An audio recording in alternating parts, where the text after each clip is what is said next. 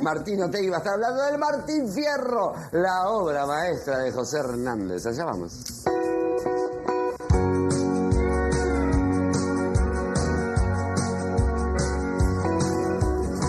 Y la lectura se suma a este clima festivo que estamos teniendo en este viernes tan especial, porque el propósito precisamente de este espacio es esto: fomentar la lectura, fomentar esto de conversar, de encontrarnos a través de un libro. Y en esta semana tan especial, bienvenido Martín. Muchas gracias. Qué lindo hablar de Martín Fierro. Sí, ¿no? Un pedido del Dios nuestro que no está acá. Muy bien, Dios. También en Semana Santa, que dijo, bueno, ¿por qué no aprovechamos Semana Santa, Semana del Primo, Semana Criolla, y hablamos de la obra gauchesca, indudable, ¿no? De referencia de Río de la Plata, que la estudiamos en el liceo, la han leído.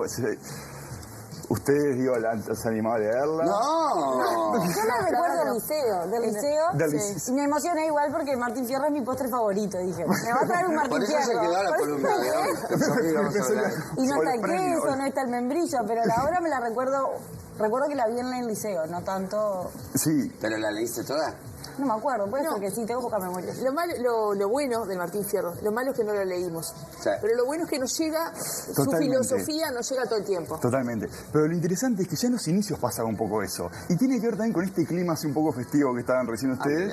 Porque es el primer libro y el único que se vende en las pulperías y en los almacenes, que se lo venden incluso, que lo compran los gauchos, y los gauchos que no sabían leer ni escribir. Qué fuerte. ¿No? Eso es lo más lindo. Exacto, porque lo que hacían era, pasó a ser parte de ese acervo del propio gaucho que tenía su falcón, su caballo, su mate y su ejemplar de Martín Fierro, que venía en un papel de diario, en un folletín así muy barato, y como no sabían leer lo compraban, y después si conseguían un patro, exactamente, entonces se los leía, y esa era la forma. Era como de decir, es uno de los nuestros, algo así, como un sentido de pertenencia. Exactamente, que eso es justamente lo que en un comienzo le criticaban tanto a Martín Fierro y que hoy en día está considerado eso, ¿no? Como si fuese el Quijote de América, por eso mismo, por esa quizá dificultad que encontramos al leerlo, que es la lengua gaucha. Exacto. ¿No? Lo que pasa es que él también se fue a vivir a muchos lugares distintos, conoció muchas experiencias distintas, estuvo metido en mucho. ¿De quién estás hablando? De Hernández. Ah, sí. Tibillo. Sí, bueno, Hernández que se cría en el campo, ¿no? José Hernández se cría en el campo de una familia bastante culta. Los padres, de hecho, vinieron a vivir a Montevideo en el momento exiliados, un poco perseguidos por Rosas, y un poco eso va a marcar también el tono de Martín Fierro, ¿no? Que tiene muchas lecturas, pero tiene una lectura inmediata que es en contra de un gobierno y de un presidente que era Sarmiento en ese momento, ¿no? Pero bueno, volviendo a eso que hablamos de ese bestseller que se leía, también es común encontrar frases, ustedes saben un poco al principio, ¿no? Todo el mundo sabe esa frase, los hermanos se han unido porque es el primero si no se comen afuera, eso lo sabe todo el mundo. Perfecto. ¿Cómo arranca el Martín Fierro? No me acuerdo. Ay, a ver. Aquí me pongo a cantar. Sí. Al compás de la vihuela, al hombre que lo desvela, una pena extraordinaria, como el ave solitaria, con el cantar se consuela. Toma, pavo. Y ya ahí está todo, ¿no? O sea, está toda esa belleza poética del campo, de esa ave solitaria.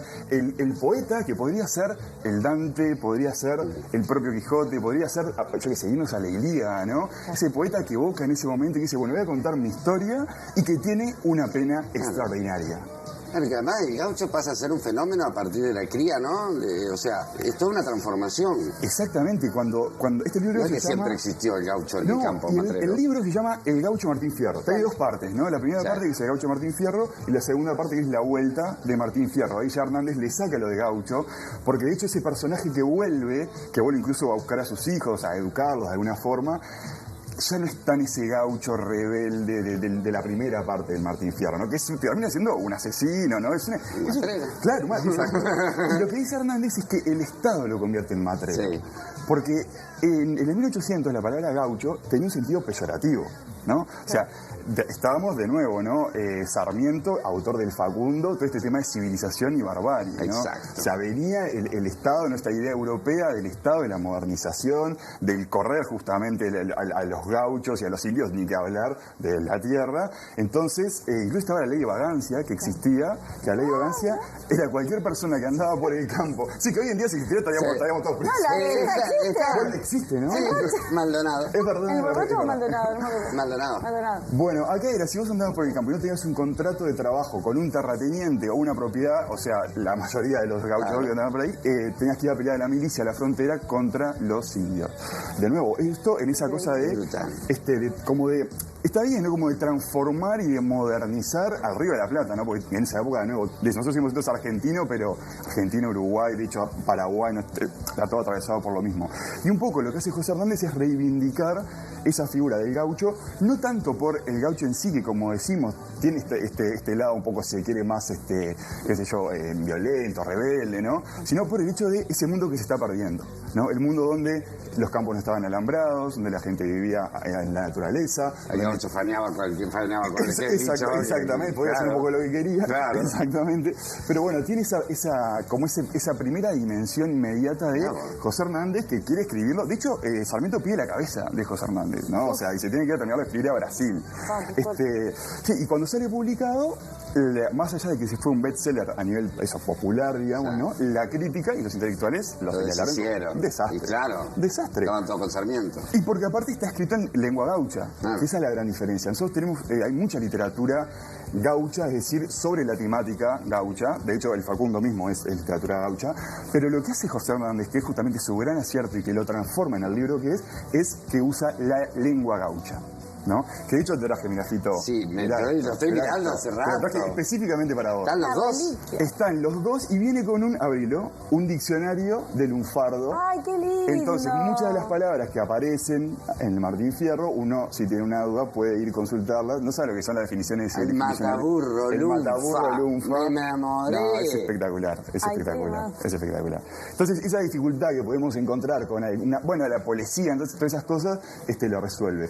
Pero tuvimos que esperar a que... Habría que hacer uno ahora para entender a los planchas muchas veces, que no se entiende mucho. Pero eso que hablamos de la frase, ¿no? Por ejemplo, escupir el asado. ¿No? Una expresión que usamos en todo el tiempo. Sí. Aparece en Martín Fierro. Mirá, o sea que está instalado sin ser conscientes muchas veces. Exacto. Está todo instalado. Exacto. Un poco me parece a mí como pasa con Esperando la carroza, ¿no? Claro. Yendo a otro lado. Que uno la ve ahora y encuentra una cantidad de frases, de expresiones que han quedado en la cultura popular y que surgieron un poco de ahí. Esto es una joya. Eso es una joya. Lo que debe ser No, sí. Bueno, y como decíamos, es un libro que fue denostado durante mucho tiempo hasta que vino Unamuno, español, que hacia fines del siglo XIX publica una revista literaria y en el primer número de esa revista literaria él se lo dedica al Martín Fierro y dice que es el Quijote de América. Qué fuerte. Entonces, exacto. Y ahí todos nosotros desde acá dijimos, bueno, si desde España nos están diciendo que tenemos que prestar atención a esto que habíamos dicho, que era una cosa que no se entendía, que etcétera, vamos a tener que ver qué había. Y efectivamente cuando uno lee, sobre todo la segunda parte, que es esa vuelta del Martín Fierro, ¿no? Ese gaucho que viene desde el desierto, desde los tolderíos, ¿no? Con todo lo aprendido.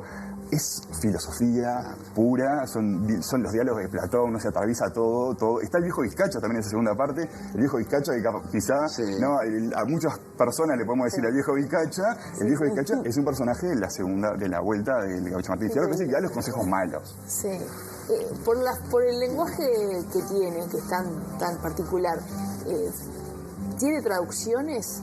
Sí, ese es uno de los grandes temas, pero a nosotros nos pasa también con otro tipo de dialectos o jergas, qué sé yo, pienso por ejemplo en el Ulises de Joyce, ¿no? en Irlanda. Entonces, tiene traducciones, incluso hay algunas versiones que lo que hacen es adaptarla a la lengua española moderna. Entonces, claro, se pierde obviamente muchísimo, pero es una forma de acercarse como un poco más amigable, y en el extranjero lo que hacen es leerlo obviamente. Aparte, digo, a nivel de la forma, ¿no? Porque es un poema narrativo. Claro, por eso te iba a decir, la forma del poema. Cantos, exacto, entonces es muy complejo, y de nuevo, al principio todo eso se pensaba que era, bueno, una cosa hecha así nomás, y sin embargo, eso, no sé, cuando uno lo lee se encuentra con que tiene cosas de la Divina Comedia, del Quijote, como decía el mismo propio Unamuno. Unamuno incluso lo compara con el Cid Campeador, que para los españoles, claro, es la máxima referencia de poema épico que tienen.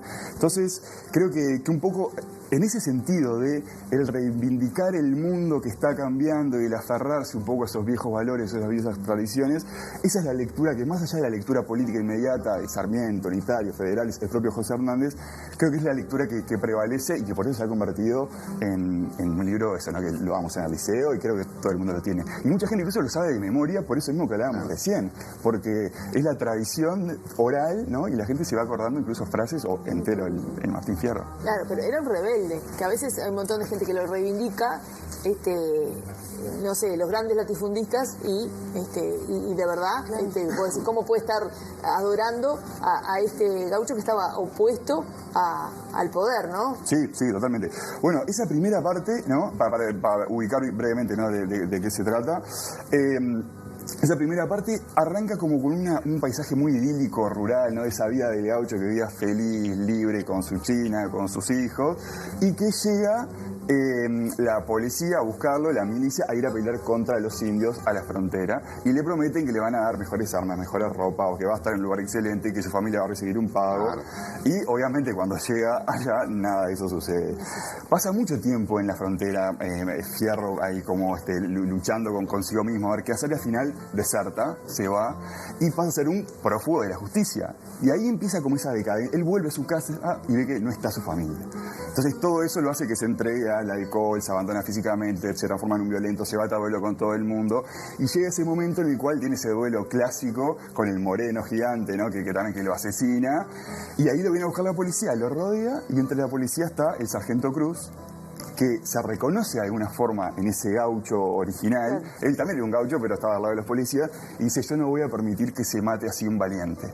Y se da vuelta y junto con Martín Fierro matan a todos los policías, los entierran en un camposanto porque las cosas como son. Claro.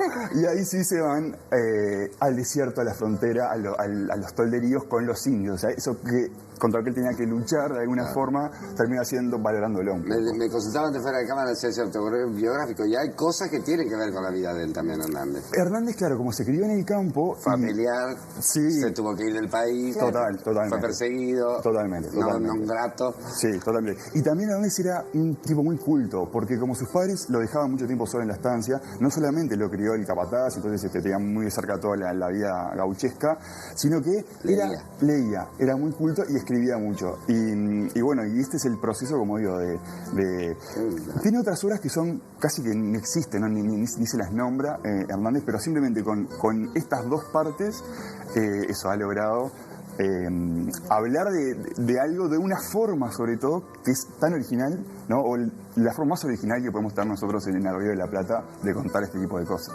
El impacto de esta obra es entonces hispanoparlante, es en Sudamérica. En principio sí, pero de nuevo, si vamos a los círculos más intelectuales o más cultos, obviamente en todo el mundo es una obra de referencia. Bien. Implica esa dificultad sí para el consumo, es decir, uno no va a ir a la casa de un alemán, claro, y va a encontrar en la biblioteca probablemente el Martín Fierro traducido, pero sí que no se ha escrito casi de otro libro en español tanto como del Martín Fierro, ¿no? De hecho, Borges tiene cuentos que hacen referencia a ese sargento Cruz, ¿no? Mucho se ha dicho sobre esta obra, que incluso tiene, por ejemplo, una dimensión hasta, si se quiere, masónica, porque son 13 cantos. No está claro si José Hernández era o no masón. La primera parte son el 3, ¿no? Los 13 cantos. La segunda parte son 33 cantos. Claro.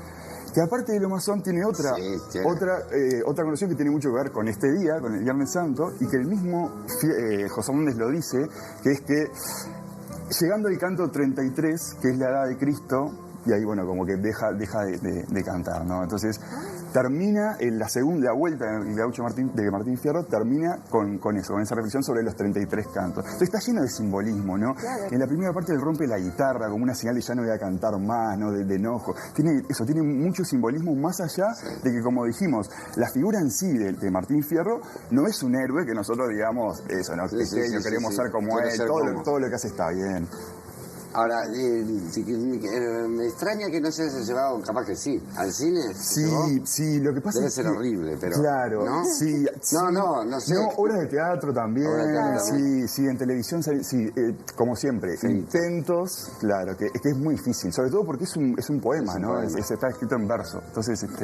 y el personaje, bueno, esa negritud del regreso, porque yo me acordaba de grandes series como Los Vikingos, que son absolutamente lejanos a nosotros, pero que uno entiende parte de la historia, de lo que ha significado la historia de esos países en base a esas comunidades, no no tribus, a esas comunidades, a esas etnias, que cada una con su particularidad agregó algo a la historia con H grande de la humanidad y específicamente de sus países. Entonces, leer la historia del Uruguay sin entender la figura del gaucho quizás sea difícil entender un hecho como, no sé, la redota o lo que fuera, sin tener en cuenta que existían personajes así capaces de rebelarse frente con el cuerpo, con un facón. Entonces es un libro que remite a la historia y está muy bueno, pero claro, el hecho de que sea un poema y que tenga ese lenguaje, me imaginaba que llevarlo al mundo debe haber sido difícil. Sí, sin duda, pero de nuevo, incluso la palabra gaucho, ¿no? Como hablábamos, que tiene ese sentido peyorativo, que también viene, ¿no? del guacho, del ternero guacho que no tiene mal. Entonces, eso realmente lo que hace Martín Fierro, lo que hace Hernández en un prólogo dice eso, ¿no? El Estado convierte al gaucho en matrero, ¿no? Eso, como lo expone al crimen, como a la delincuencia. Entonces, eso, esas lecturas, y el gaucho de la segunda parte... No es que le ponga la delincuencia, es que vinieron otras leyes, claro. Que no, porque el tipo en realidad vivía libre dentro del campo. Exacto. Y mataba lo que veía y a mí no me importa si era de esta estancia o no. Exacto. Y yo voy a comer, y no había alambrado. Por eso el de la segunda parte sabe todo eso. Claro. Entonces, incluso termina, no está del todo claro, pero es peor en una estancia, ¿no? Entonces, es mucho más eso, ¿no? Reflexivo, mucho más, si quiere, tranquilo, como una síntesis de todo lo que había pasado antes. Hoy le decimos gaucho al peón. Es verdad. Sí, claro. Es verdad. Y no tiene nada que ver. Es verdad. O cualquier figura que viste que la gente tiene que generalizar, la ropa está gaucho. Y por último, nada más traje simplemente, ya que estamos hablando de todo esto, yo lo toqué, libro, pero no que no sé si alguien lo ha leído, que son Los partes de Don Menchaca, de Simplicio Bobadilla, que es un alias de Serafín J. García. Es un libro uruguayo, de este autor uruguayo muy importante, y que lo que hace es retratar son todo partes policiales inventados, obviamente, de esa época, del rural, de la parte rural del fin del siglo XIX, en ese mismo idioma, de la banda oriental. De la banda oriental, pero es muy gracioso, tiene mucho humor, se consigue en cualquier lado, un autor uruguayo, y la verdad tiene eso, mucho humor, es otra forma de acercarse al mundo. Fácil lectura debe ser. Fácil lectura también. Para verano. Sí. O sea que podría ser un buen compañero para leer con Martín Fierro. Totalmente. Hay la cantidad de gente que va a leer Martín Fierro después de este programa, porque honestamente yo no me acuerdo ni siquiera de haberlo estudiado en el liceo. Pero estoy seguro que la gente que lo estudió debe haber leído una parteta. Yo mismo. Claro. El tema es ese, cuando uno tiene esa edad, ¿no? Y si no te explican... Claro, ¿qué vas a leer eso? Claro, empezás a leer y no entendés las palabras, cosas y decís, bueno, más no puedo. Entonces de repente si uno entiende, ¿no? Bueno, esto es por esto y esto de esta manera, y empezás a ir viendo las cosas, ahí cambia. No sé. ¿Nos vamos? Hagan una pausa. Sí. Bueno. Ya volvemos en minutos nada más, con más teoría. Compañeros, tero, somos del bañao, y los del bañao entero, nos hemos juntado.